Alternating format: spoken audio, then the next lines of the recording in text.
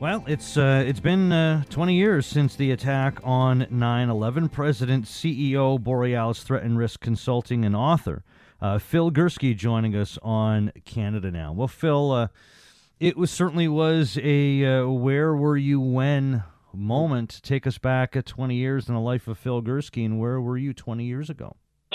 Well, you're absolutely right, Jeff. It's hard to believe it's been 20 years, but at the time I was actually at CSIS, the Canadian Security Intelligence Service. I was seconded on borrow from CSE, which is Canada's Signals Intelligence Organization, looking at a number of issues to do with the Middle East, and got to work in the morning like everybody else. And then somebody said, hey, you might want to see this on TV. And I said, what? Well, a plane has just hit one of the towers in New York.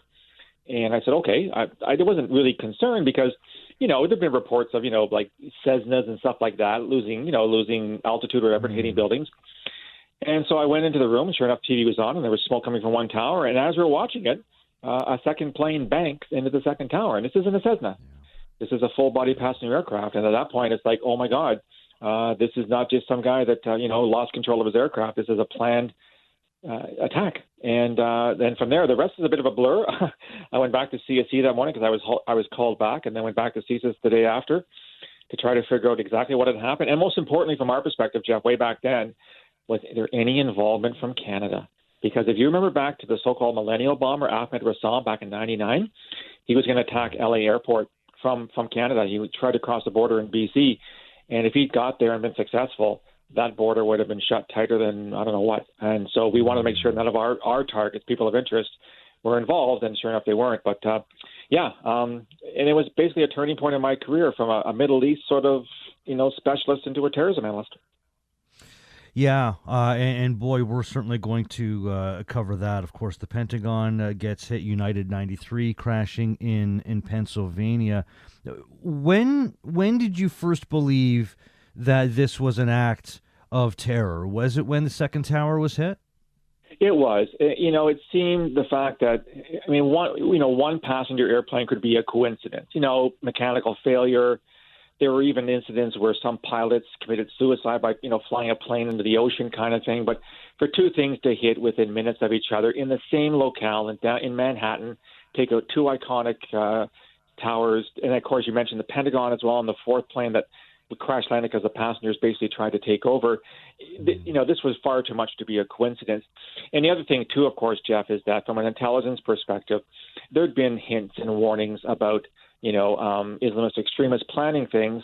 So when you put two and two together, you worked out that this was most probably an act of terrorism and not some other, random act of violence or, as I said, some tragic series of accidents. Yeah, and I want to get to those hints as well as we talk about that ahead in our conversation. But from a Canadian standpoint in that moment, Phil, from a security standpoint, how did Canada lock down that day? Well, of course, U.S. airspace was immediately closed because the American authorities didn't know if there were more possible aircraft and if some would actually come from overseas. And, of course, later on, Jeff, in the 2000s, we had the so-called, plot from the U.K.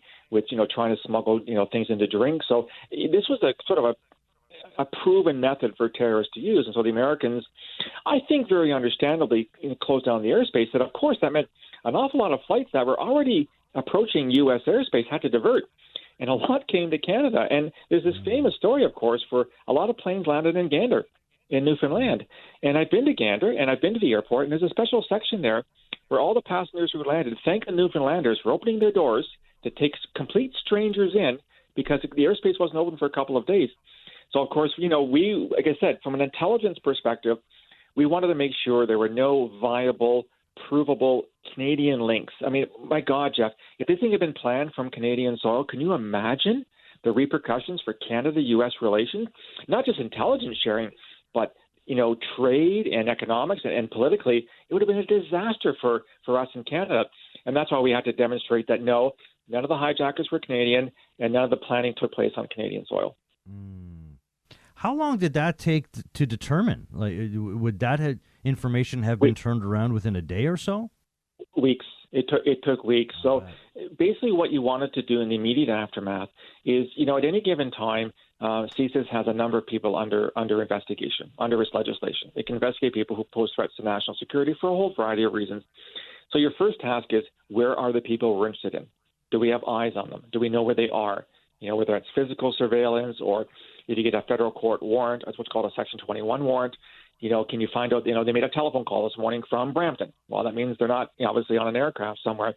But it does take time. When you've got any given time at CSIS, there's a couple hundred investigations going on simultaneously on a variety of different threats. And so you have to basically figure out who's who in the zoo, where are they? And of course, this is a very big country, if you haven't noticed, Jeff. And, CSIS has offices all the way from Vancouver to St. John's.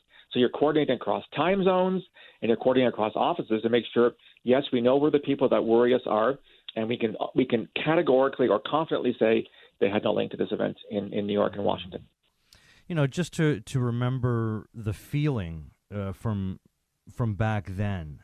It was complete terror. Like it was so terrifying. Like you honestly felt like the world and our part of the world certainly was under attack, and you didn't know from who, and you didn't know when, and you didn't know how.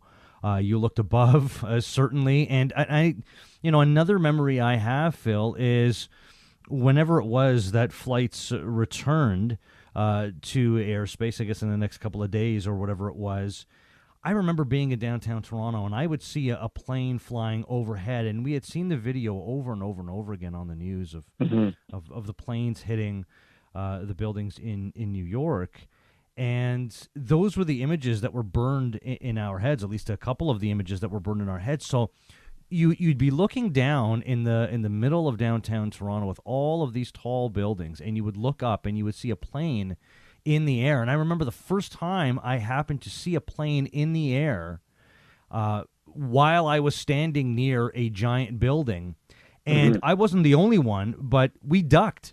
We ducked because we thought the plane was going to hit the building. And everybody did. And we all ducked just for a couple of seconds. And then we all kind of looked at each other and went, wow, like, do you believe we just did that? Do you remember that feeling? Oh, I do. And, I've flown to London in the UK many times. And if you look at that approach into Heathrow, those planes are flying very low over houses in the western part of London. You feel like you can almost touch them. And I think that from our perspective, from an intelligence perspective, in all honesty, Jeff, because we weren't exactly sure who the actors were behind this attack, our belief was, is this just stage one? In other words, when's the other shoe going to drop? We were, convinced, or not convinced, but we wanted to make sure that there were no other plots analogous to what happened on that day were in progress. So we really ramped up our investigations. We shifted resources from other tasks to counterterrorism to find out as much as we could. And the other interesting thing, you talk about, airspace being opened up, but people, I think, were so traumatized by those images that they avoided flying for a long time. And if I remember correctly, I actually did read that, road fatalities actually increased because more and more people got in their cars rather than flying. Of course, we know that flying is one of the safest things you can do. There are many more road accidents than there are plane accidents, but people were so afraid of getting off the ground that they decided to stay in their cars, and you saw a spike in road fatalities as a result. Yeah, I think you're absolutely right about that. So going back to that day, and you talk about how your professional life would have changed forever from that day forward. And this is a very open-ended question because there's lots to talk about beyond what I'll ask here. But how did that day define terrorism? So from a CSIS, from a Canadian perspective, we've been looking at the phenomenon, what we call Islamist terrorism, some call it jihadism, for the better part of a decade or a decade and a bit. We were looking at people that had joined al-Qaeda in the 90s. Think of the Khadr family. Everyone knows about Omar Khadr, but it was his father was an al-Qaeda lieutenant. Okay, he was a friend of bin Laden's. We'd had a number of Canadians go fight in Bosnia in the 90s Yugoslav Civil War. We had Canadians fight in Algeria. And so we were well aware that Canadians were radicalizing, which is not a great term, but it was a term we use, but adopting this ideology of al-Qaeda, whatever you want to say. So it wasn't new to us. Like I said, I think very much our 9/11 moment, if I can use that analogy, was the Rassam case, as I mentioned, because that would have been absolutely horrendous for bilateral relations. What it did for sure, Jeff, is it really bumped counterterrorism as kind of the primary mandate of CSIS. Now, CSIS, as you're well aware, was created out of the old RCMP Securities way back in 1984. it was largely what we call a CI organization, counterintelligence. So looking at, Soviet spies, Chinese spies, stuff like that. And it really took a decade or so before counterterrorism kind of caught up to counterintelligence.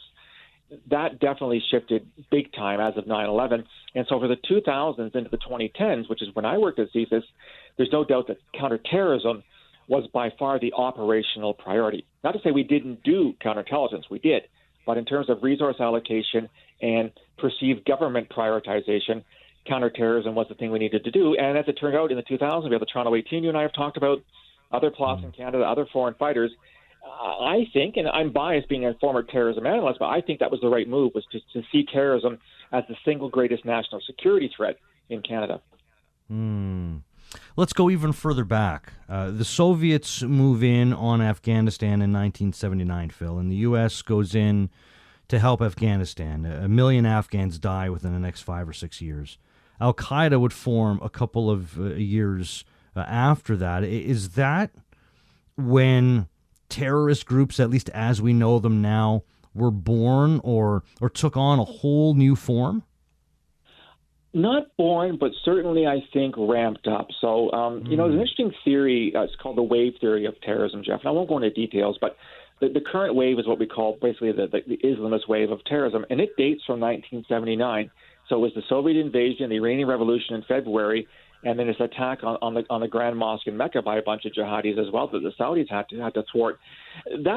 Those events really kind of gave birth to, I would say, an Islamist terrorist threat on steroids. And then, of course, we saw the rise of Hezbollah in the 1980s in Syria and Lebanon. And, of course, you mentioned Al-Qaeda. We saw groups in Somalia arise. We saw groups in Algeria, et cetera, et cetera. I would say that the Soviet invasion of Afghanistan definitely showed to certain members of the Islamic and Arab world that, you know what, we have to band together to fight the enemy. There's the occupying Muslim territory. We have to join to deter them and to eject them from Afghan soil. And you're right, we did support, the so-called Afghan Arabs. That's what we called them back in the 1980s. We, collectively, the West, supported them with material and with arms. Al-Qaeda was formed, and then look what happened, 20 years later, right? Which I think, in the long run, Jeff, is a really good lesson as to be careful what you do, because you're not sure how it's going to pay back, two decades down the road. Well, and seeing how that ended up happening, like, do we go back to the U.S. leaving Afghanistan in '89 when the war versus the Soviets was over? Like, they just picked up and left. There was no long-term plan after that. Was that the first and biggest mistake? It's really hard for me, to look back and say, I told you so. I mean, hindsight's 20/20, as they say. I think most people thought that been there, done that, got the T-shirt, the Soviets are out. Of course, the Cold War ended, right, in '89. In the early '90s, there's no more Soviet Union. So we kind of won that war. I think we were kind of basking in our own pride, basking in a sense of victory. The first President Bush talked about 1,000 points of light. The world has changed. There's no more Cold War. There's no more Iron Curtain. And I think we were all kind of blinded to what was really going on sort of around us when this thing was happening. We were too busy celebrating. And Jeff, I started my career in the Cold War at CSC. I remember those days very, very well. And, it lasted for the better part of half a century. So it was a victory for us. But I think, I won't say we were asleep at the wheel, but we certainly weren't paying as much attention as probably we should have. And we sort of gave ourselves a pat in the back and took a break. Hard to say what the Americans should or should not have done. I think moving forward, it certainly was demonstrable that invading Afghanistan again in the aftermath of 9/11 was probably not the greatest of ideas for all kinds of reasons. But it goes to show that decisions you make, in year one often have really, really bad repercussions 20 or 30 years later. I certainly want to talk about the aftermath of 9/11 from a war standpoint from the U.S.'s side. But again, going a little bit before that, Bin Laden, when did he land on the radar? Would that have been in about the early 90s or so? Yeah, so he was kind of, one of the so-called Afghan Arabs. He set up shop in Afghanistan. He fought the Soviets. Of course, the Americans helped the so-called, fighters with equipment and stuff. He really, I think, became a problem as opposed to an asset for us in the early 90s. And it was actually in response to the American war against Iraq and Kuwait. Again, something that I worked very, very closely. And bin Laden had a really curious reaction to that, Jeff, because the Saudis had asked the Americans to increase their presence on Saudi territory in fear that Saddam Hussein would go through Kuwait like a hot knife through butter, which he did, and then Saudi would be next. And bin Laden said, why are you asking the Americans to protect sacred Muslim soil? Me and the boys in Afghanistan just defeated the second biggest army on earth. Why didn't you ask us to do it? And so what happened is that bin Laden, who's a Saudi citizen, born and raised, became very much an enemy of the Saudi regime. And in fact, probably planned attacks, probably the Khobar bombing attacks in '96 may have been part of bin Laden's network. So that's when we used to call it the UBL network, the Osama bin Laden network. And we were following it from a signals intelligence perspective to see who was where, what they were doing. And so we were very much well aware of them. But, they would do, nothing that really hurt us. There, of course, there were remember the embassy attacks in '98 in Nairobi and Dar es Salaam in Tanzania. That was an al-Qaeda attack. And the Americans replied with drone strikes in Afghanistan and in Sudan. That's when I think bin Laden really became public enemy number one. And then 3 years after that, of course, we got 9/11. Bin Laden, did he believe that the Americans were no different than the Soviets? Like when it came right down to it, that the U.S. would have wanted to steal oil from Muslims anyway? Like they're just looking at the Americans and saying, well, that's the Russians all over again. Yeah, kind of. I mean, he was very much an Islamic fundamentalist. He believed that inviting anybody who was not Muslim onto your soil to defend your country was wrong, especially Saudi Arabia, which of course is home to what's called the Haramain, which are the two holy sites of Mecca and Medina. Asking the Americans to help out was anathema to him. He thought they're not Muslim, they're not good people. We should, Muslims should protect Muslim soil. So he was taken aback, I think, personally, by the Saudi decision to be so close to the Americans. And Jeff, that relationship with the Americans dates back to the 1940s. I mean, Franklin Delano Roosevelt, for God's sakes, talked about Saudi kings back in the 40s. So it wasn't as if it happened yesterday, but he was very much a man that thought that Muslims should be with Muslims, and the rest of you, I could care less about. I don't consider you very important. In fact, I don't even recognize you people as people sometimes if you're not Muslim. And that led to the creation of Al-Qaeda and, of course, the attacks later on. Yeah, he was essentially a very angry young man because he felt almost betrayed by his fellow Saudi citizens because they were so much in bed with the Americans.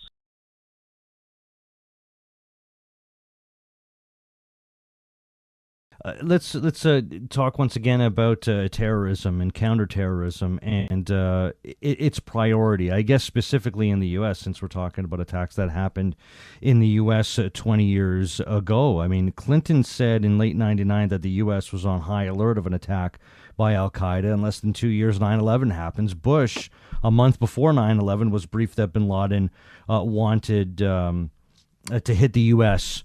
Hard. And again, hindsight is 2020, obviously, and I don't think anybody could have predicted the magnitude of the events that would have happened 20 years ago. But having said that, you have a couple of presidents that are being told, "Hey, this could be happening, and you got to be on high alert for it." I guess the question is, how does 9/11 happen when you have the president of the United States over to two different ones over different terms being notified and to be on high alert for something that could be happening? No, you raise a really good point, and there's been a lot of people that, of course, we had the 9/11 Commission as to what happened.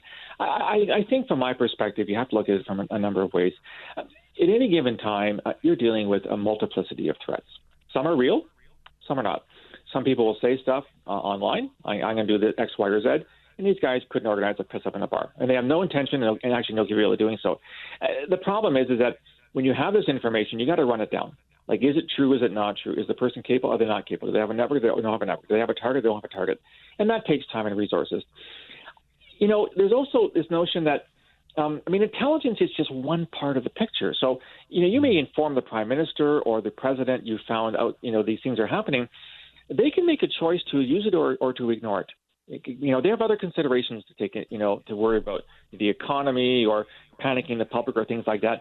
But I think at the end of the day, in all honesty, I don't think anybody really thought that 19 people would successfully divert 4 airliners just after takeoff in Boston and New York and use them essentially as cruise missiles into targets. Is that a lack of imagination on our part? Maybe, but I prefer being cautious than to giving everything credence, because I'll tell you, Jeff, in my time at CSIS, we've heard some pretty outlandish plots that were being planned, including by people here in Canada. And if you took every single plot seriously, you never end. And the vast majority don't go anywhere. So the problem is, and this is something I think I've said to you in the past, when you work in this business, in security intelligence or law enforcement, you're only as good as your last failure. And 9/11 is a perceived failure of intelligence because people died. People don't care when you get it right. They only want to blame you when you get it wrong. And clearly, I mean, we dropped the ball in some figurative way 20 years ago. But the picture is a lot more complicated than I think people want to paint at this point. Well, when we talk about Clinton and Bush being warned, hey, this is going to be a thing. This could very well be a thing. Bin Laden has his biggest rival in Afghanistan. Masood killed 2 days before 9/11. Like, what kind of alarm bells would have rung behind closed doors when something like that happens? I imagine a lot. But again, okay, so he gets killed 2 days before 9/11. You got to figure out, okay, why was he killed? Who killed him? What were the circumstances? Did we have any intelligence on this? Do we have any warning on this? Where does it fit in the grand picture of things?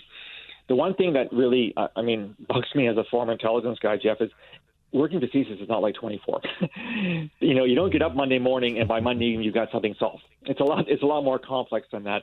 You're looking at different streams of intelligence. You're looking at human intelligence. You're looking at signals intelligence. You're looking at imagery.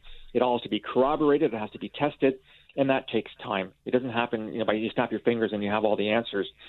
But I imagine, again, in hindsight being 2020, yeah, these things were definitely precursors to what we saw happen 20 years ago on Saturday. And in a perfect world, we would have put all the pictures together. It is true. The Americans recognize this, that their own system was disjointed. The CIA operated outside of the states. The FBI operated inside the states. They didn't really talk to each other. They didn't share information. There's a problem between using evidence and using intelligence for evidence. I mean, those two wires aren't supposed to cross. And it's a hard thing to try to manage at the best of times. Americans have tried, and they've definitely rejigged their entire system after 9/11. But it's never going to be perfect. You do the best job you can. And I just want to say to your listeners, people who work for CSIS and the RCMP, they bust their butts every day trying to do the best they can, to stop bad things from happening. But they're not perfect, and they'll never be perfect. But they're pretty damn good. Yeah, well, sure, yeah.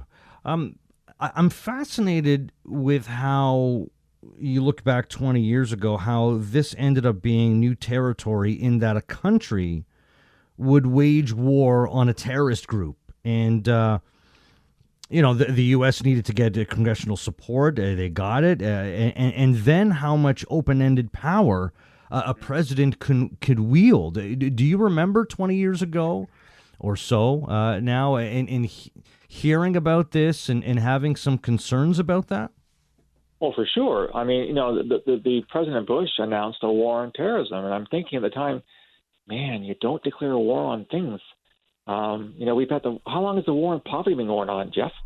How long has the war on drugs been going on? And how are those two wars going, by the way? Yeah. I think that it was understandable, given the anger and the hurt, but it wasn't a wise move. I think that, again, hindsight, what the Americans should have done, rather than send 100,000 troops to Afghanistan, is send special forces in, like they did a decade later in May of 2011 when they finally got bin Laden.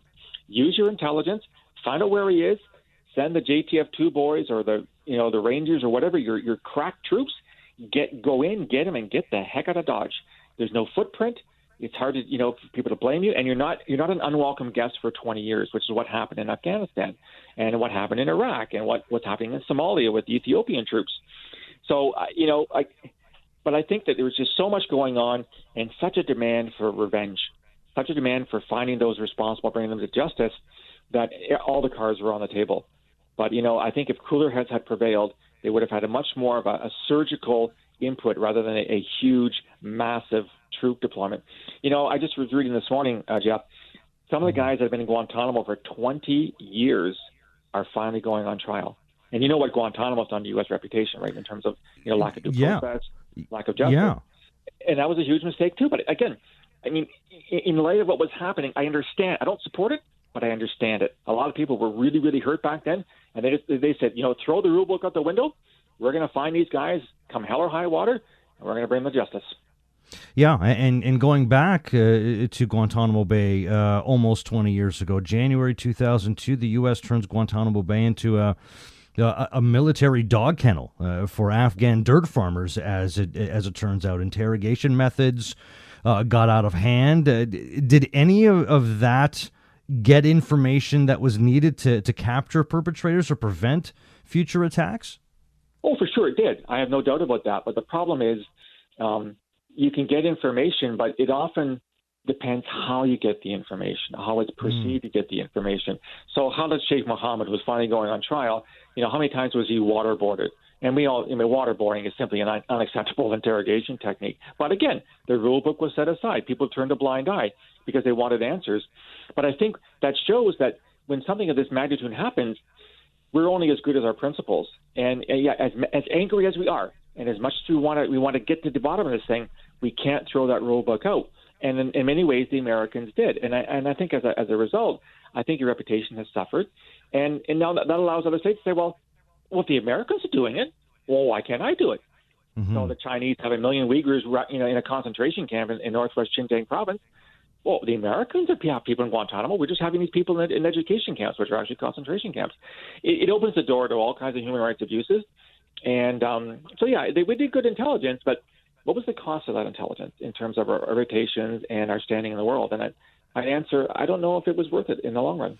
Well, and what kind of information are you getting with these interrogation methods? Like, are you getting the truth, or are you getting what your prisoners believe you want to hear? Because you look at those interrogation methods that led to prisoners' compliance, telling the U.S., some would say, what they wanted to hear, which led to what the Bush administration claimed was evidence of Iraq having weapons of mass destruction. That's something they would have obtained through those ways, and look what that led to with Iraq. I mean, we're talking about almost 4,500 U.S. service members passing away, approximately 200,000 Iraqi citizens dying in the Iraq War. Sometimes those interrogation methods cannot lead you to the truth, but can lead to what you want to actually hear. You're absolutely right, and that is the problem. I mean, I thankfully have never been put under physical pressure or tortured, but I'm guessing I fold like a cheap suit. I mean, I'll tell you whatever you want to hear, just stop the pain, kind of thing. In intelligence, Jeff, you're only as good as the veracity of your information. Now, in security intelligence, the three keywords is kind of like real estate, right? Location, location, location. For intelligence, corroboration, corroboration, corroboration. I can tell you anything, but I could be lying. I could be wanting to influence you. I might make you want to stop the interrogation or the torture. What is important is that information has to be measured against other sources of information. Is what I'm saying consistent with what people's A, B, and C are saying? The more that different people who have no link to each other say the same thing, the greater the chance that there's some truth to that information. So I would have hoped, and I don't know, that whatever was coming from the Guantanamo detainees after these sessions was being compared against other sources of intelligence that were coming from non-Guantanamo detainees to see how accurate it was. Sometimes sometimes they will tell you the truth. The problem is you don't know until you can figure it out. And I think that's the bottom line is, as you said, in Iraq, it was partly Guantanamo. It was partly also the fact that they always wanted to invade Iraq anyway. I mean, this goes back to, the first President Bush in the early 1990s.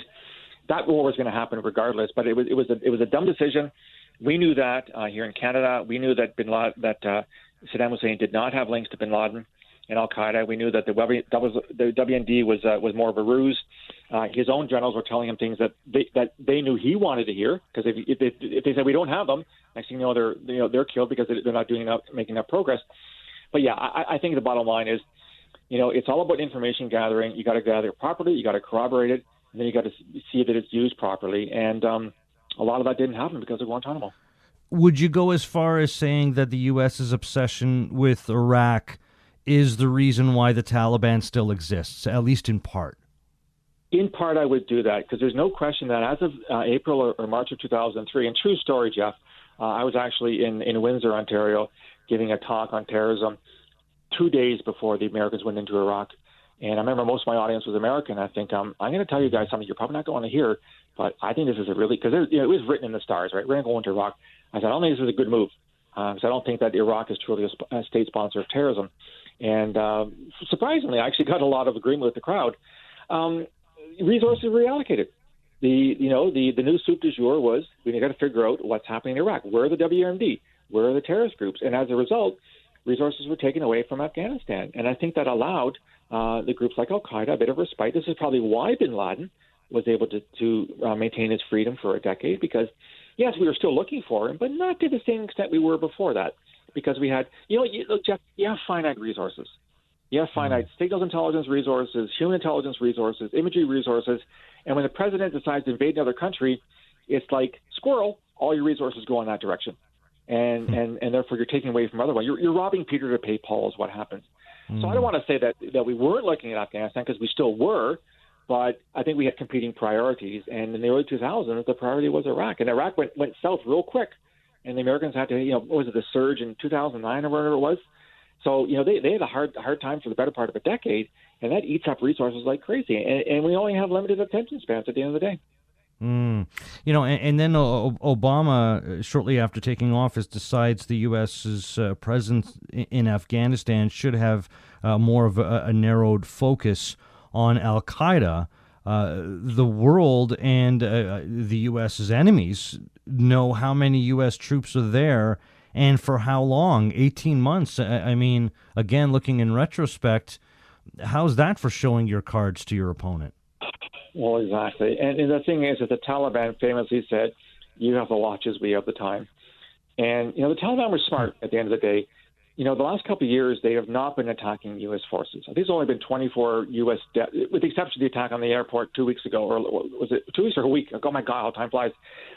24 U.S. soldiers have died in the past couple of years. So Taliban weren't stupid. They were targeting Afghan army and Afghan police and Afghan civilians, knowing that if they killed too many American soldiers, the Americans might ramp up with an increased presence in Afghanistan as opposed to getting out. And it's,